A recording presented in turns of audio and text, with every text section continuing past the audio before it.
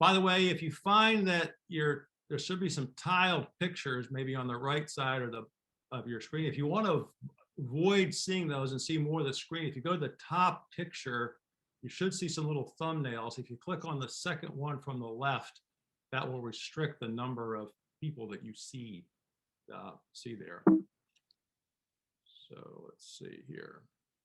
So Dick Chapman, if you go ahead and unmute yourself, Dick's our Vice President of Fishing Activities, and give us the fishing report. Okay, hey, good evening, everyone. The good news is the February trip to Mossy Creek was a big success. Everybody caught fish. I got a lot of very positive reports from that. Colby and I have just been chatting via emails about tomorrow's trip, which will be rescheduled for June 7th due to weather. Also, our next two trips are April 15th and May 6th. And actually, I might need alternates. I have a full group going for each trip. But as you know, in the past, people do drop out. So that's it. We're very happy with Mossy Creek. They've been right on top of things and sharing good information with us. And that's it. At this point in time, I would like to introduce the dulcet voice of Dominion Past and the Julia Childs of nymphing, Dan Janest.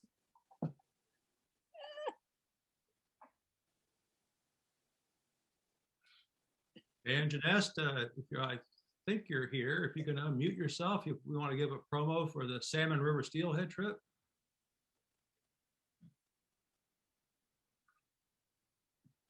Looks like Dan might not have joined us yet. Dan has got a fantastic trip lined up, as you can see from the fish he's holding there. This is spring steelhead, and if you've never done any steelhead fishing in the Great Lakes, you really owe it to yourself to try and get on this trip. The pictures there, that's not Dan's house. That's the house that he rents. So this is not a shabby affair. You're not going to be sleeping in a tent somewhere. And I've never been on a trip with Dan, but I understand his cooking is exceptional. So I mean, what more could you want? I mean, great fish, great food, and great fellowship and friendship, and a very nice accommodation. So Dan's got a couple slots open. So if you're interested in this trip, by all means, get a hold of Dan Janest as soon as you possibly can. I think it's April 17th and the 22nd. Part of the 17th, back on the 22nd. Okay, Chuck Davis, if you can unmute yourself, I know you're here. Okay, I'm here. Okay, go ahead, take it away. Just want everybody to know that if you have anybody interested in becoming a member, just to email me and I'll send you an application along with a waiver. That's something a little different with the applications we're doing, that we want to include the waivers with it so we don't have to follow up. Speaking of waivers, if you're a member in waiting and you haven't turned in a waiver, please do so. I've emailed you a couple of times, and that really helps if you ever want to go on a trip such as the Steelhead one. Also, just a heads up, we're going to have a new feature in the Singing Reel with new membership profiles, so you can get to know these new members and we can welcome into the club. That's about it. Chuck, thank you very much. Appreciate the work. Chuck is off to a great start as our Vice President of Membership, and I'm loving this. I've seen some of the pictures he's gotten in from the new members. I think it's a really neat way to get to know our new members, a little bit of bio background on them. So you can look forward to getting that the next edition. Okay, Andy Cox, talk about Project Healing Waters. Thanks, Dave. There's three things I'd like to mention about Project Healing Waters. The first one is to thank the club for the donation, $750 for the Richmond program and $150 for the STAR program, which is currently inactive, but hopefully will be active later in the year. That money will be spent within the Richmond programs for sure. And thanks again for that. So far as current activities, I think as most of you know, like everything else, Healing Waters has been pretty much shut down since last March from a direct contact. That doesn't mean there hasn't been a lot going on. And right now, there's a re-implementation plan that's starting with training of the program leaders and the regional coordinators on COVID-19 waiver requirements. Most of what it's going to have to happen is changes in behaviors, changes in bureaucracy, getting things done ahead of time so that people can get together.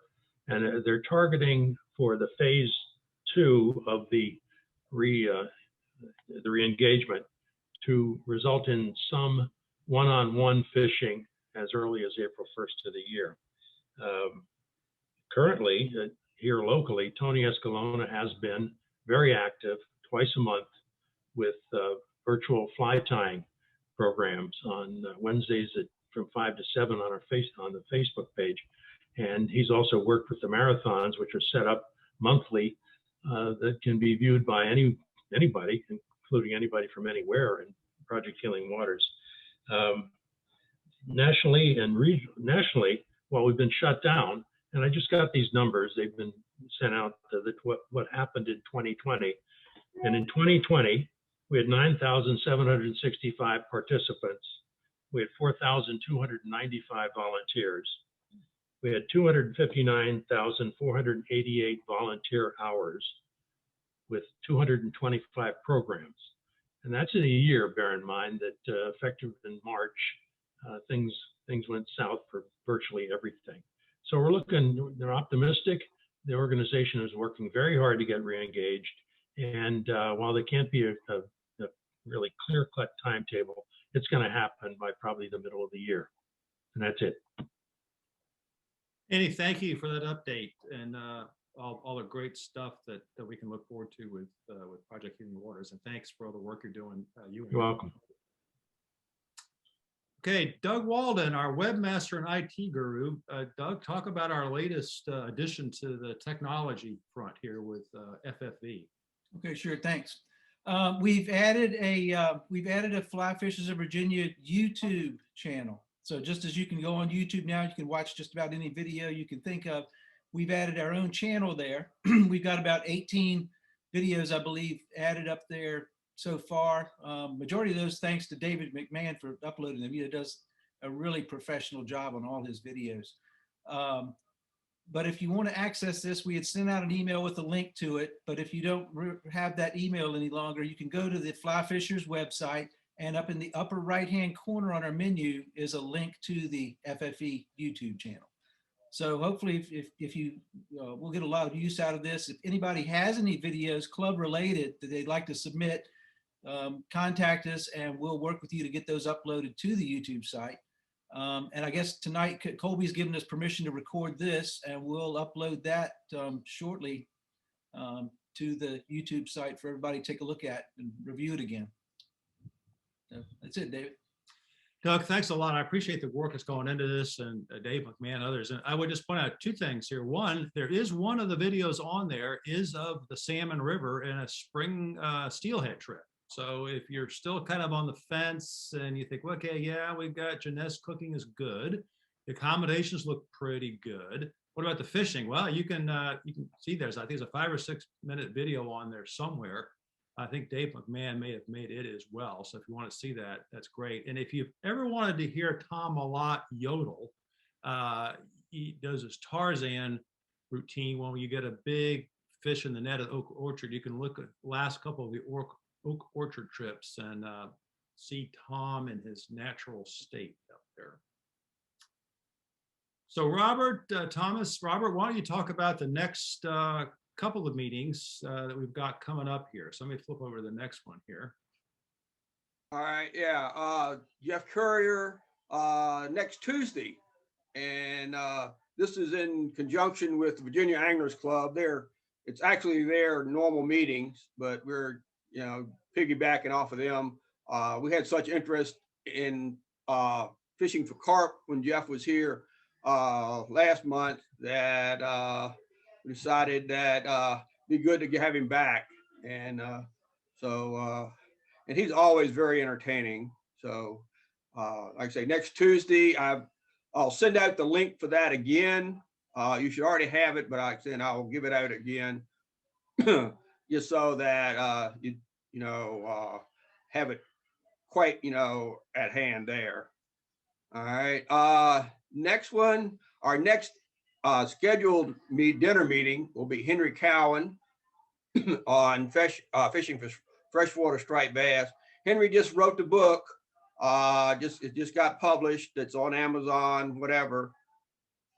And Henry's a hoot to have for a meeting. We had him, I say previously, 4 or 5 years ago, but he does a really good job, very entertaining, quite good sense of humor, so he'll do that. And then we have one more meeting scheduled. Oh, excuse me. Will be Matt Miles. He will be doing a fireside chat type of meeting on April 1st. And I will get the link out to that when Doug gets it posted. And that's all I have. Right, Robert, thank you very much. Appreciate it. And I think that will conclude our reports. So I'm going to turn it over here to Colby in a second, but just for a quick introduction, I was astonished to learn just before we all got started that Colby and his brother Brian started attending FFV meetings when they were 11 years old. That's got to be the youngest people who have ever been around fly fishers of Virginia. So it's almost embarrassing to introduce a guy who's been coming to these meetings, for as many decades as he has, or has been a part of our fly fishing community here. He and his brother Brian, apparently, I guess Nat Burgwin, some of you will recognize that name. If I got my facts correct here, used to drive the two of them to the FFV meetings and kept pestering them, asking when they were going to turn 16 so they could drive him home after the meetings, which is fascinating to me.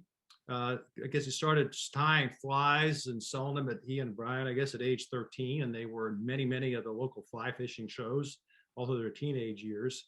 And then in 2003, he and Brian, Colby and Brian, opened up the Mossy Creek Fly Shop up in Harrisonburg. And this is their 18th anniversary date. So congratulations, Colby. That's great. I mean, that speaks a lot of the customer-centric service that you are offering up there, the quality of your products. So it's really pretty exciting to see a successful business like that and to have had you and your brother at the helm of it. And keen interest in saltwater fishing as well. I've seen some of their movies, as many of you have too, down in the Bahamas or around Belize, chasing bonefish, permit, tarpon, barracudas, whatever he can get his hands on down there. So that's my Virginia Rudy Inlet white marlin behind me. There you go. There you go. Okay, well then I'm going to stop sharing. Colby, again, thank you. We appreciate you. You and your brother have been great supporters of fly fishers of Virginia, going back a long way. And we greatly appreciate the support of the club and what you're doing for the fly fishing community here in Virginia and around the country. So with that, I'm going to stop sharing and I'll turn it over to you. Okay. All right. I'm on. Can everybody see me? Yep. Thanks, David. I'm bummed not to be in Richmond. I would love to be hanging out with everybody and sharing a cocktail at the country club. Hey, Colby. Yeah. See if you can make your screen big. All right.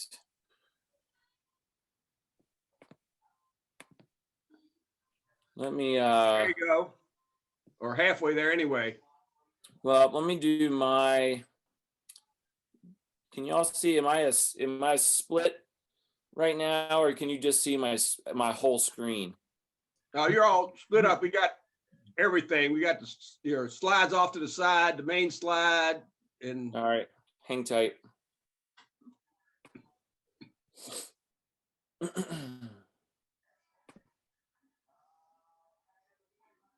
me see if I can reopen when I did my screen share.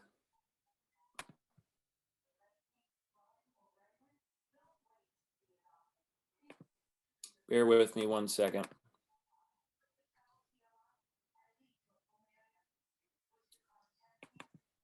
because I'm ultimately going to have this up There you go. for the presentation. So, Yeah, you got it. all right. Make sure I can advance. Yeah, we're good. All right.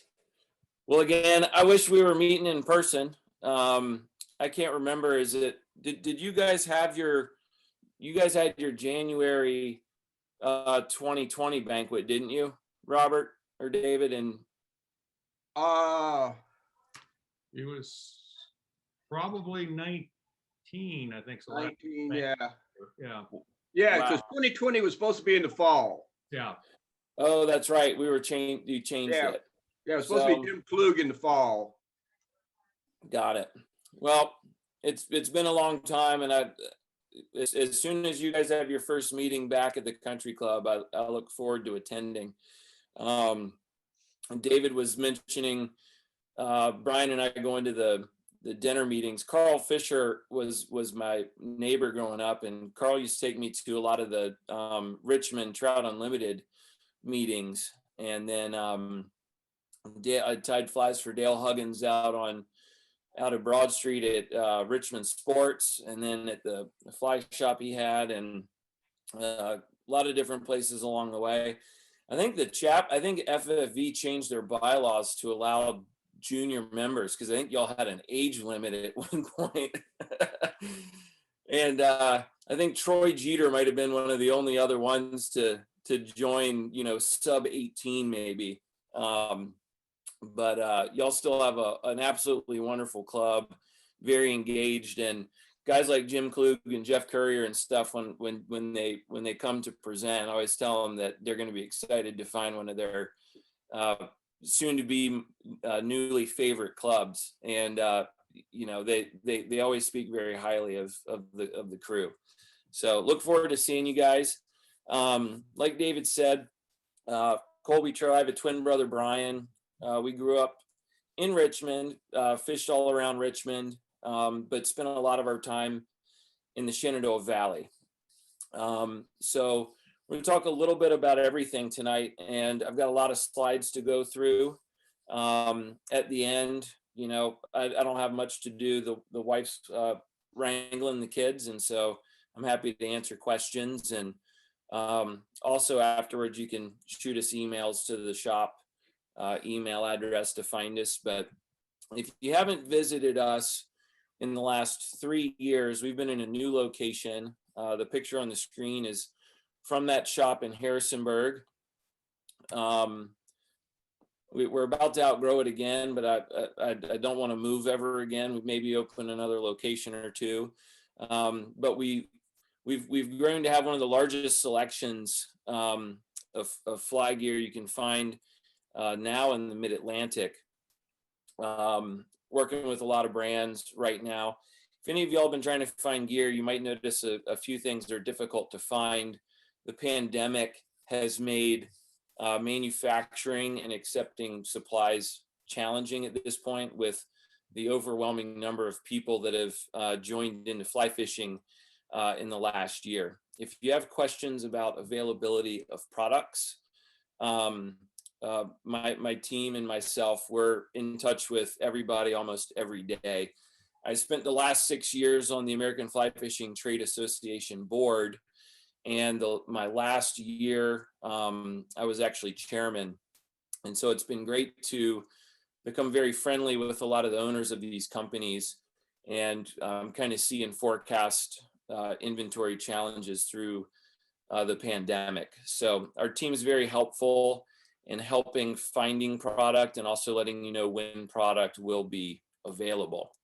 All of what you see in the fly tying world in our store and in all of our flies are now online. We spent the better part of last year during the pandemic building out our new online platform.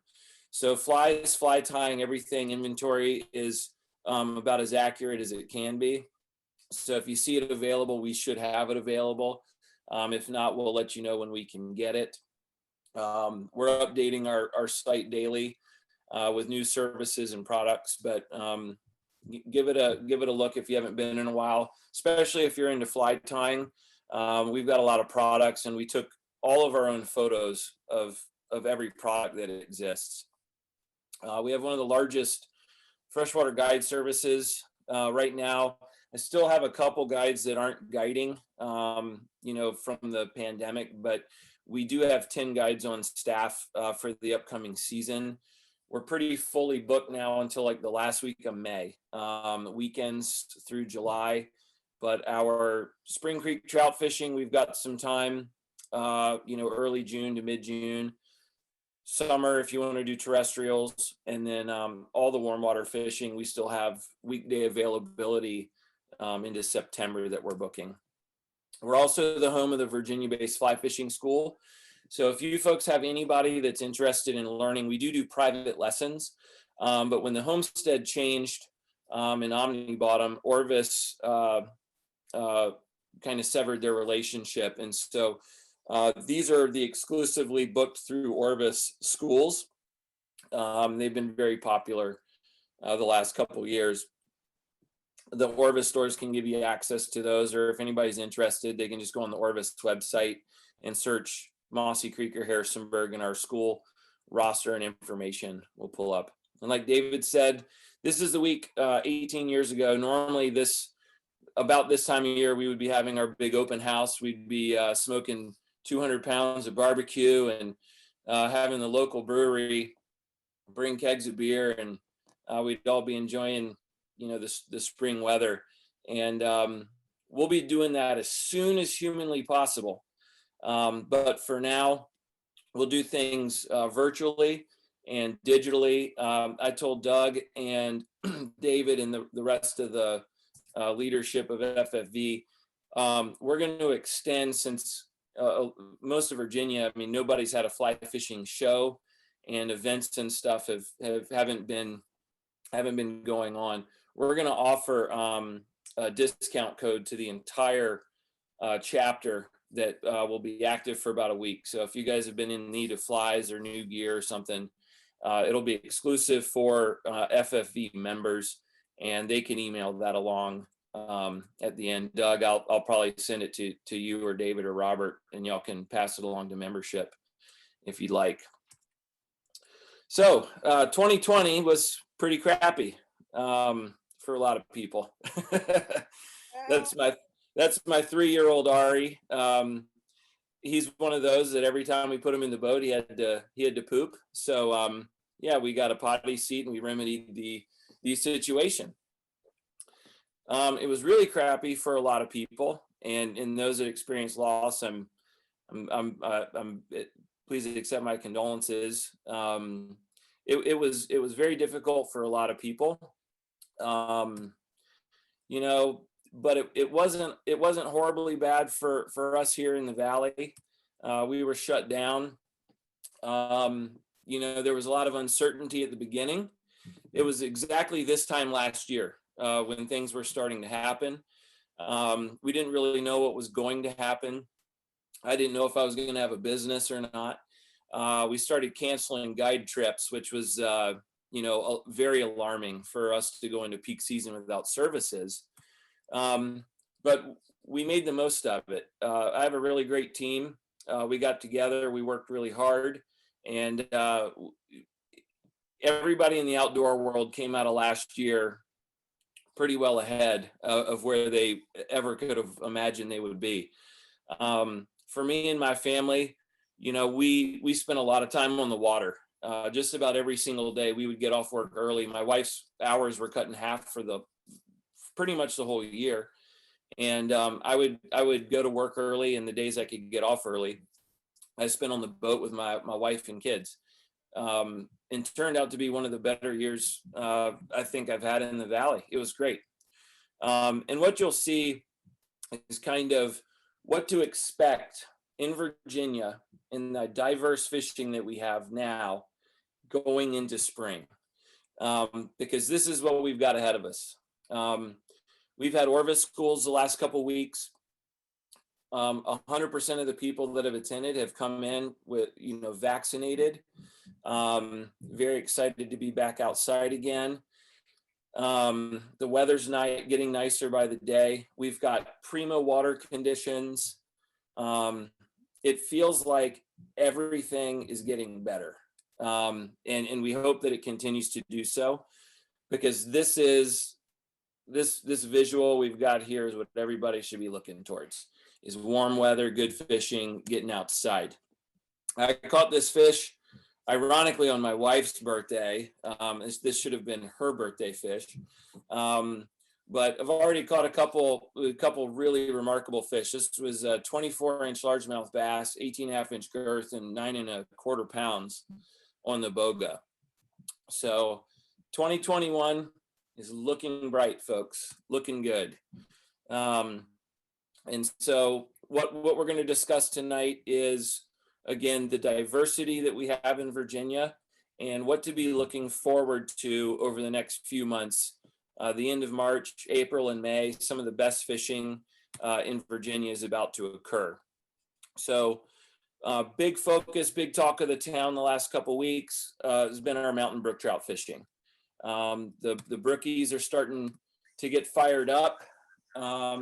These are the types of scenes we're going to see here very shortly. We've had some good dry fly fishing days. Our water right now, yesterday, was 41, 42 degrees. So very cold still. You don't need to hear the audio on the video here. It's just for visual purposes. As I kind of talk over it. But just to give you a visual and a reminder of what we're doing up in the mountains right now. We've seen some little blue quills. We've seen quill gordons starting to hatch on the eastern slope streams. So you've got a little bit warmer conditions on the east slope of the Blue Ridge, and generally their insects will start hatching a few weeks prior to what we see in the Shenandoah Valley, or on the western slope, or in the Appalachians or the Alleghenies to our west. And so we've got a little bit of insect activity going on. Next week, when the temperature's in the 60s, we're going to start to see a tremendous amount of activity, and even our nymph fishing, all of our mountain trout fishing is going to start to get better and better every day. This map here, basically everything you see in color is kind of our mountainous terrain and where we do a majority of our brook trout fishing. Everything in orange on that map is basically within an hour's drive of our shop and where we do a majority of our fishing. And again, just some visuals of those freestone classic mountain brook trout streams that we love to fish. And generally the first major fishing that we do. Some beautiful brookies. A lot of these photos I updated just from last year. A few you'll see are from this year already. Over in the GW Forest, some of the streams starting in the north, Little Stony, but directly to our west, Skidmore, Fork, and Dry River are already fishing well.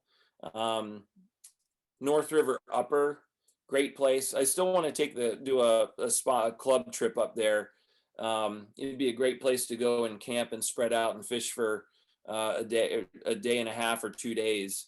Get the club familiar with it, folks that haven't fished it. Ramsey's Draft, St. Mary's, we're getting good reports from everything.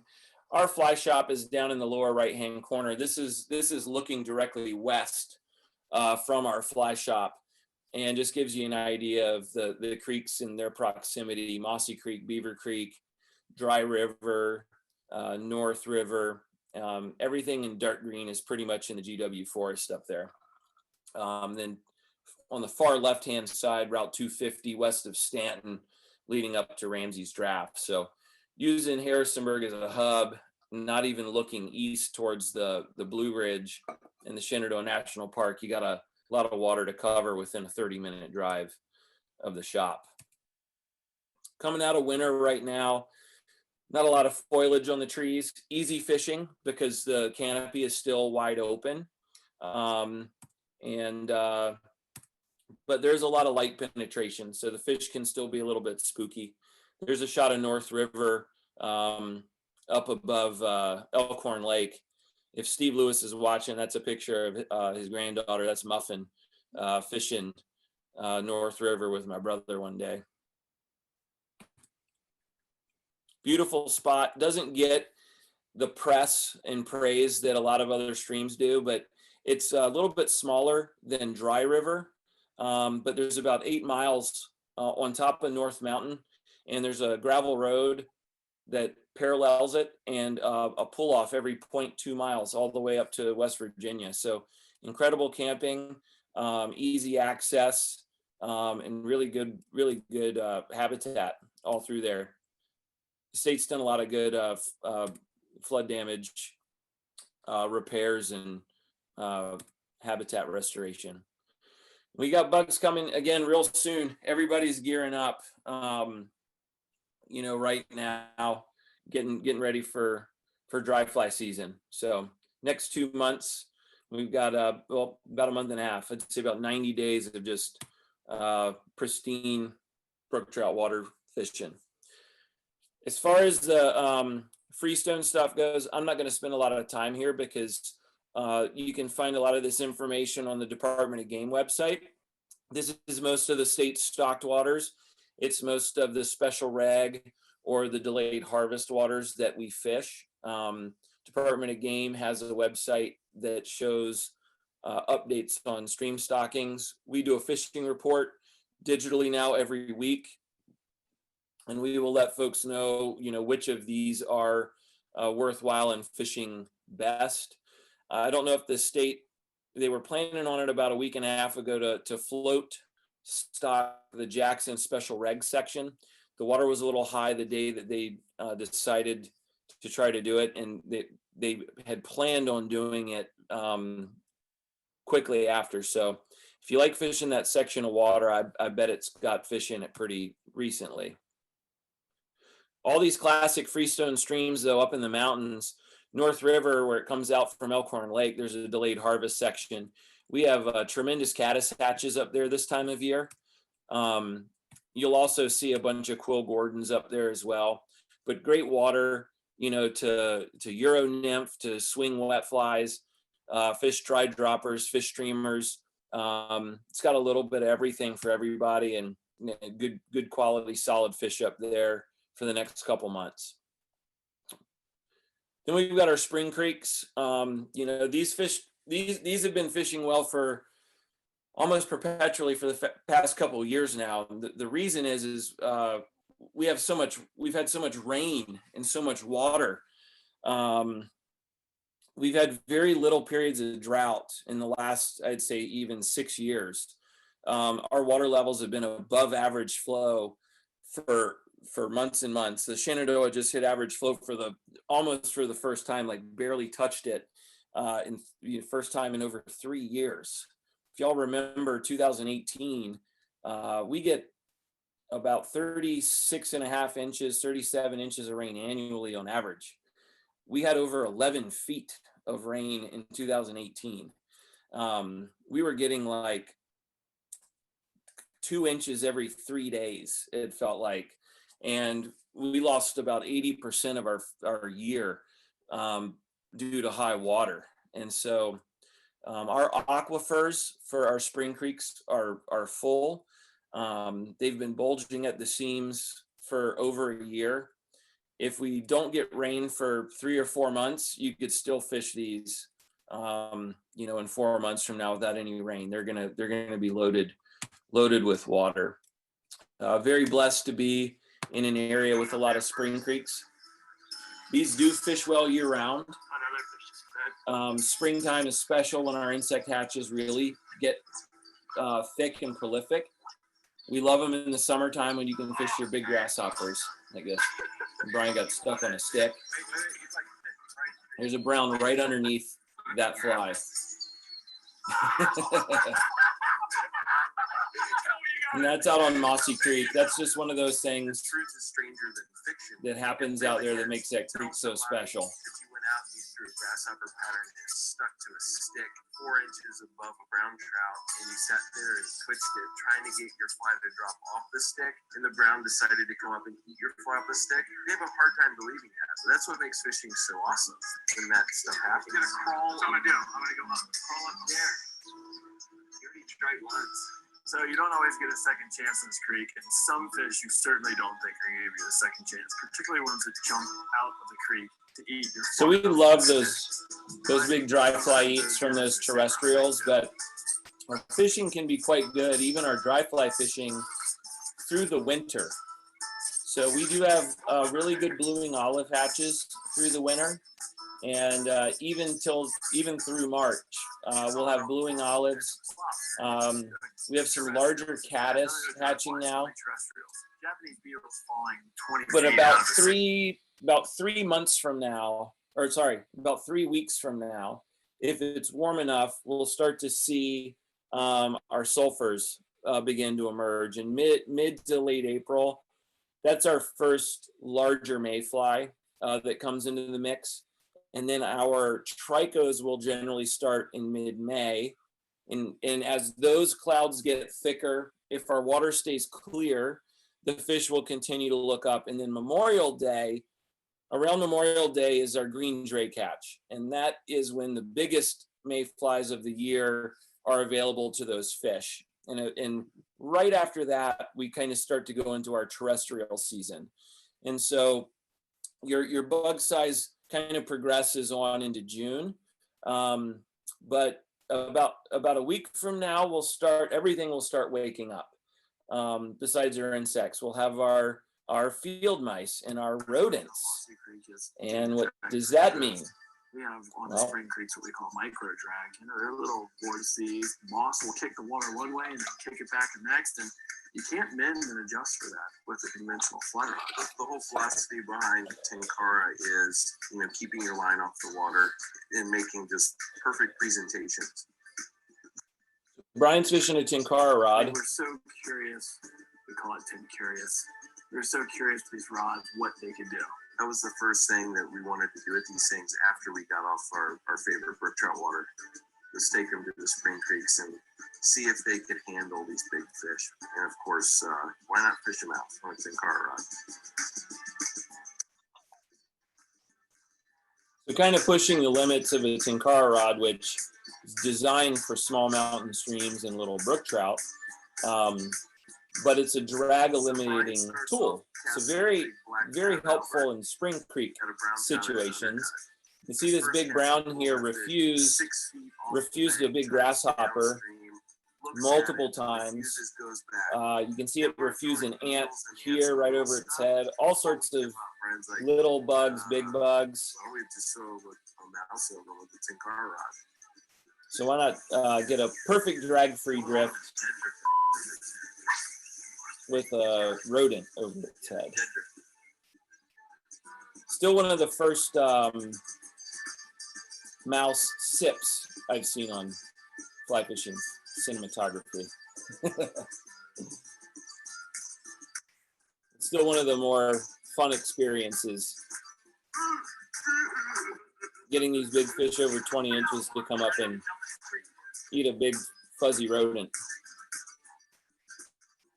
Of course, now Brian didn't know what to do. Being tethered to a big fish, and he made me going after it with a net.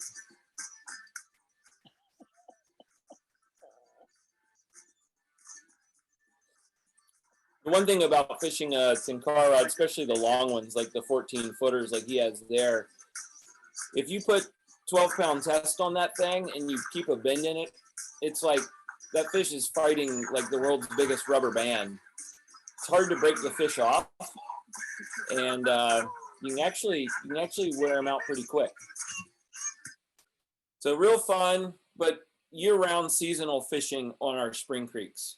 When we get heavy spring rains and the creeks get swollen and dirty, you can still safely fish them from the banks, and you can fish large profile streamers and you can still catch fish. This is a springtime photo here where you can see the Smith Creek is full of water. The vegetation is just barely starting to grow up. You've got a lot of wide open space, slow moving current, same in the wintertime. Beaver Creek. This is just a cool photo I put in there. A lot of people haven't seen what this is. This is what's called a swallow hole. This is actually dry river around the town of Lilly, and that's a crack in the fault line. And so all of Dry River's water goes into that hole. It fills up a giant underground lake, and then it emerges about 4 miles away as Beaver Creek, the spring creek you see there. And it's obviously a little bit more mineral rich, and it comes out of the water out of the ground very cold. Beaver Creek is one of our cooperative little landowner creeks. I don't want to say it's impossible to get a permit, but it's in high demand because it's been fishing so well. It's got wild brookies, it's got wild rainbows, and then our Trout Unlimited chapter supplements in some larger rainbows, but probably one of the more consistent and easy and reliable trout fisheries in the state. It's just absolutely gorgeous water. It's a lot of fun to fish. If you are in the area, it is definitely worth trying to get a permit to fish it, especially this time of year. Once the insects start moving around, these fish get extremely aggressive, and there's a lot of people that will catch a lot of fish in a day out there. Mossy, you know, a lot of people have a love-hate relationship with it. I tell folks, you know, the reason Mossy has a stigma of being challenging or difficult is just because the fish have an infinite number of hiding places. In all that vegetation and all that grass, they can play hide and seek in there a lot better than they can, you know, in a freestone stream like that. You know, where do they hide in a freestone stream? Well, around riffles and any water that's deeper than your knee. In a creek like this, you could have a big fish, you know, every 10 feet tucked under a bank that only comes out and feeds at night. You know, so it's technical and it's challenging, but it's extremely rewarding. And this is a time of year that I absolutely love to fish it. And it's primarily because the water is very, very full. The vegetation hasn't fully choked the creek out yet. So it gives anglers a little bit easier opportunity to manipulate flies through it than in the summertime. Tremendous amount of food volume in our spring creeks. Our sculpins, Potomac River sculpins, mottled sculpins, slimy sculpins, fantail darters. You know, the food source is absolutely incredible. I've been throwing crayfish traps in Mossy now with my kids for the last couple weeks, and I mean, you get crayfish out of there the size of your fist. And so, you know, those brown trout are able to make quite a living, and that diverse food source is what gives these fish these really brilliant, pretty colors that you see on them. The state stocks them primarily as smaller fish, and then they grow very rapidly in Mossy because of the biomass of food that exists in there. But we've got a lot of good fish in there now. Reports have been good. Springtime's looking good. The creek in spots looks better than it has in years. There's a lot of cattle upstream of the church right now, and I'm hoping that tenant farmer moves that herd in the next couple of weeks. It was there through like February and early March, and it's made a bit of a mess, but hoping to get those animals out, and they will be out perpetually here in about 4 years, 3 or 4 years. And that's from, I think, the FFV trip in 19. I think we canceled most stuff last year, but looking forward to getting you guys out again. The one a couple weeks ago was great. Looking forward to the next one. Warm water fishing. So we've got our trout fishing that's really right at the entry level of peak season. And then our warm water our warm water stuff, we're knocking on the door. realistically, you're going to see some big smallmouth and big largemouth caught over the next couple weeks. It can be challenging fishing in March. Not a lot of small fish are feeding yet. A lot of small fish are still pretty dormant right now. Your larger fish are eating as they are continually putting on egg mass. So your females already have egg mass, and they're going to continue to eat and feed. And they're going to be in pre-spawn areas the first, second week of April. And usually around the 20th of April to about the 30th of April, you're going to see most of the dominant fish in the actual action of spawning.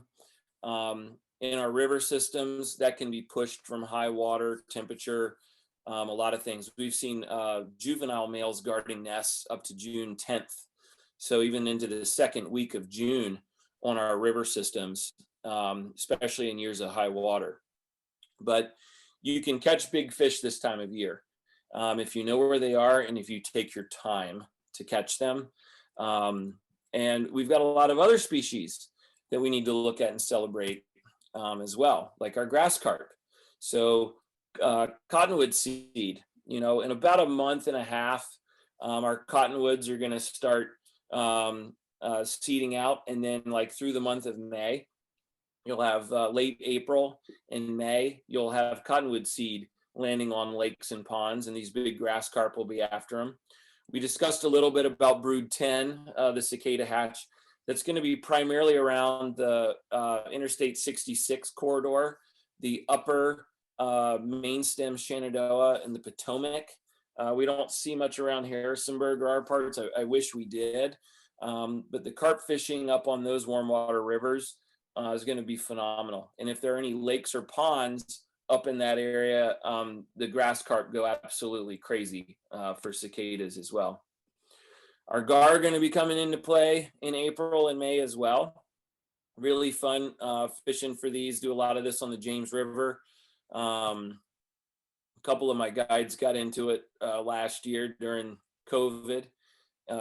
Really fun fish, really good sight fishing opportunities for those guys. And one of our Virginia's most prehistoric looking fish for sure. Really fun. Can't forget the old sunfish and bluegill. Starting to fire up on those. Crappie fishermen are going to get excited here in a couple weeks. We've got tremendous fish on the Shenandoah as well. Our red breast sunfish tend to spawn after all of our bass do. So usually mid to late May, and we'll see they go through a couple different spawning cycles. So we'll actually see them still on nests in mid-June on our river systems up where we are. Catfish, primarily bycatch. We catch a lot of channel catfish on big crayfish flies, big subsurface flies, but we do occasionally see one, cruising along the bottom, and we will cast to them, and they can be quite aggressive at times. Generally, your best success is when you're fishing a ledge where there's 200 or 300 of them, and your fly sinks down in the midst of them, and one of those fish will usually grab a big crayfish fly off the bottom. But they're a lot of fun, especially when you catch them on a 6 or 7 weight. They're very, very strong fish, and 5 to 6 pounds, but you've caught them up over 12 pounds on the river. So really a lot of fun. Largemouth bass, not something that a lot of folks think about as a river fish, but you've got spotted bass in kind of the area of the upper James around like Lynchburg, James River State Park. But we have Florida strain largemouth in the Shenandoah River system, and they grow quite large. I spent a lot of my time with my kids last year. I'd put the boat on a specific section of river, and I would tool around until I found some big ones, and then we would make it a mission to go catch some fish. This is my buddy Aaron. If you guys know Jack Brown's in Richmond, Aaron lives a couple houses up from me, and he is the originator of Jack Brown's. Started here in Harrisonburg. He's got a tremendous franchise, and I took him fishing this day last year we were like 3 or 4 weeks into lockdown. So it's like mid-April maybe when this photo was taken, and he didn't know if he was going to have a business after a while. So my brother and I called him and took him out. This was his first cast. I think that fish was 7 pounds. So not bad for a first fish of the day. My wife had a good year last year. You'll see some big smallmouth. That's one of the big river largemouth she caught that surprised her. Andy, if you guys call the shop or email the shop or come in, Andy graduated from JMU. We call him Big Fish Slauson. This guy catches big fish everywhere he goes. I love having him in the boat because something always magical happens with Andy in the boat. Except for muskie fishing. He has yet to catch a muskie on a fly rod, but he did catch this beast of a largemouth while muskie fishing on the Shenandoah. So consolation prizes with this guy are quite remarkable as well. I told him I'd get him a muskie this season. I got a few big ones in last year as well. Shenandoah was in tremendous shape. The James early season, I got like 1 or 2 days in before high water. So had a very small window last year. Was able to get out with my wife a couple times. My dad's moved up, so been able to get out with him. There's old Robert when the bug fishing used to be just absolutely phenomenal on the James, but the James is lacking a little bit in population density. But just to give you guys some hope, I think my wife caught, I want to say 15 fish over 16 inches this day that we fished together, and quite a few over 18. I think we got some more photos of her in a second. But a lot of happy folks last year. Population density in the Shenandoah is still quite good. We actually caught a couple doubles last year.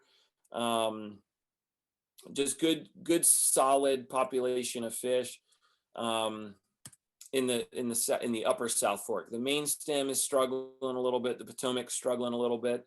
This is a James River fish. Again, this was a 5.5 pound fish Nick caught. Nick works for us.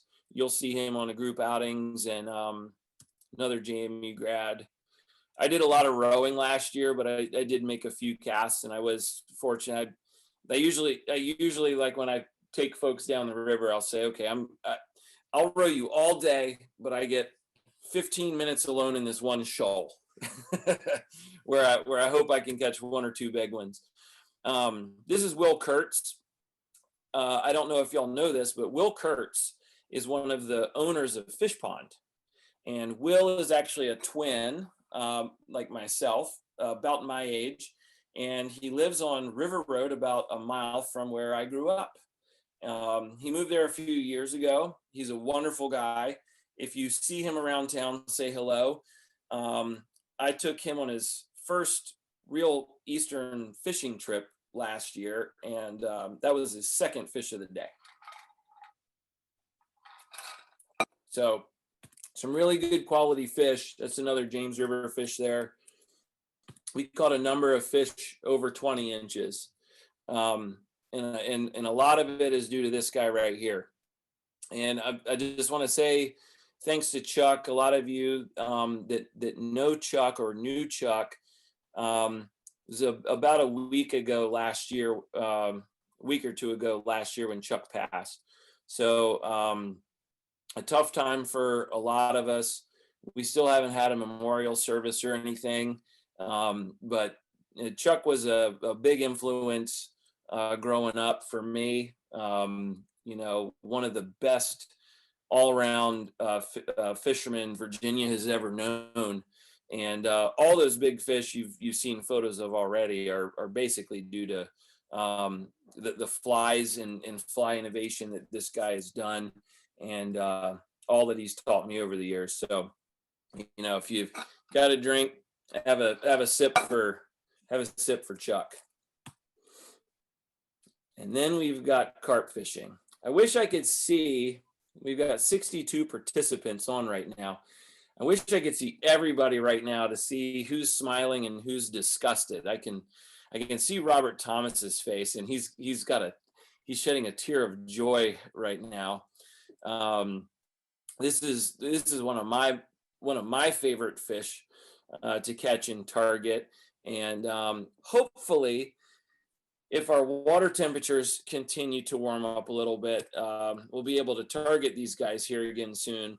You can catch them pretty well once the water's in the 50s. It can be challenging when it's colder than that. They start to get active usually in April. If the water's low and clear enough, you can catch them. Our river fish average 6 to 8 pounds, but we've caught them, you know, over 20 pounds. And I think the largest weight on the Shenandoah was 54 pounds. So, you know, targeting these large fish on 6 weights. You guys can't see my mouse. Oops. But if you look at the very bottom of the screen in that little channel, you'll see a little tiny orange tail. And generally when that water willow starts to grow up, and those carp will go in and feed along the edges of that water willow, and all of the little damselfly nymphs and aquatic insects, crayfish and stuff that hang on to that. So very visual, fun experience on our river systems. Most of these are all common carp in the river, and almost all of the photos here you see, these fish were caught subsurface, so on the bottom with a hellgrammite fly or a crayfish fly or a big worm fly, something like that. You can see on the fly rod there just the standard olive clawdad crayfish fly. That brood 10 cicada emergence that's going to occur in May, mid-May into June, will bring all of these fish to the surface. And it can be a lot of fun. It's a very visual experience. Hopefully we'll have some clean, clear water, and you'll have an absolute feeding frenzy. But outside of any big insect emergence, wherever you've got decently warm water, these fish will cruise, they'll mud, they will tail, and they are catchable on fly rod, you know, with very stealthy presentations. And again, I think I've been working on this club for probably the better part of 15 years with carp presentations. Jeff Currier will do a much better job. Jeff is a serious carp connoisseur. He's very, very serious about his carp fishing, and he's very good at his carp fishing. So I'm going to rely on Jeff in a couple weeks to make sure that he turns all of you into carp fishermen, so Brian and I can pursue our true dream of becoming the first Carp Dynasty television show and circumvent the globe casting for carp all over the place. And there you go. That's a shot there of Blaine Chocolate's cicadas in a couple of those carp that are coming up. Those periodics are going to be fun. So what have we covered? I'm not going to talk about stripers because I know you've got Henry going to talk. He's the king of freshwater striper fishing. I don't need to speak about shad fishing to the FFV club. I shouldn't have to. If I did, you'd have to find new leadership. Muskie fishing, I think you guys have had quite a few presentations. This was my biggest I caught in February of 19. We've had a difficult run this year on the South Fork. Our water has been very, very high all winter long, making it very challenging to target these fish. This is one of the largest. This was, I think, 50 and a quarter. So one of the largest specimens landed on the Shenandoah River system. My buddy Jason Hallaker from Department of Game did electrofish a 42 pounder that was, I think, 51 inches a couple weeks ago. And he posted that. If you guys get the DWR emails, that was that big one that he was holding. And if you want to know where that fish is, I will give you my home address. You can write a check for $1,000 and send it to me, and I will drop a pin on Google Earth as to the ledge of which that 42 pounder lives. But what you really need to know about muskie fishing, because it is very, very, very complex and it takes a lot of work and a lot of effort, is that if this man can catch it, anything is possible. And I don't know if Dan's on or not. I was hoping he would be, because I always get one good dig in on Dan every single presentation. But a little backstory: Dan basically said he would give me $500 tip if I were to put a muskie in the boat with him on a fly rod. He's caught plenty of muskies on conventional gear, I think down on the New River. But I want to say, and he can correct me if he's here, we did a lot of half-day trips, so 4-hour trips. And I think we saw fish every single trip. And I think we had even eats and follows and maybe some boat side hookups. And most of them probably smaller fish. This fish, I believe, if I remember correct, was about 48 inches in that realm. And it was the first fish Dan had caught on a fly. It was we fished a section of river. We weren't doing too well. It got busy. We pulled up. We got in the truck. I put in a different section of river. He made 1 or 2 casts out on this ledge, and he had a follow, pulled the fly up out of the water, and then the fish moved off in 45-degree angle from the boat. He cast again long, and he intercepted that fish. But truly a remarkable fish. Muskies are there. They're catchable on fly. They take some dedication and some time to get it done, but they are really remarkable fish. We grow them big. You have an opportunity in Virginia to catch some of the biggest fish right there that you can catch anywhere in the world. Blaine spent this winter, he caught multiple fish in the 54 plus inch range on fly. I mean, fish that were, pushing 50 pounds. And so truly, truly remarkable, truly a great diverse fishery we have here in Virginia. Muskie will get tough here over in the month of April when they're spawning, but we'll be back on them again mid to late May into June until the water gets warm. It's a great time to fish for them.